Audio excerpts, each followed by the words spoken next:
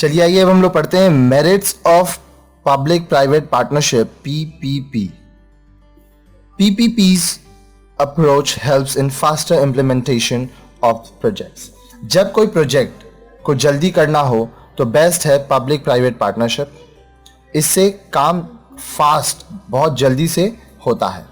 It helps the higher quality services as there is a combined expertise of public and private sector।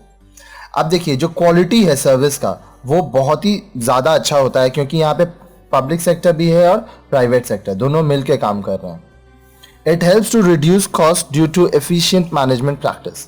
अब देखिए यहाँ public और private दोनों sector है, इसीलिए जो कॉस्ट है वो भी कम होता है क्योंकि जो मैनेजमेंट है वो बहुत बढ़िया होता है। इन PPPs the risk is divided between the government and the private sector.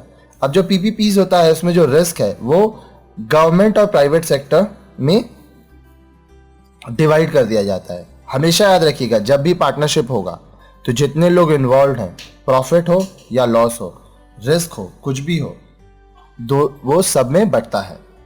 In PPPs the funds are invested both by the public and the private sector, so government is relieved of the botheration of to borrow money।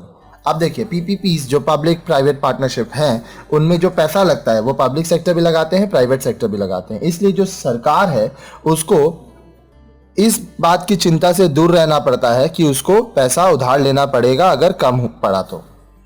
The government is accountable for the cost and quality of public services.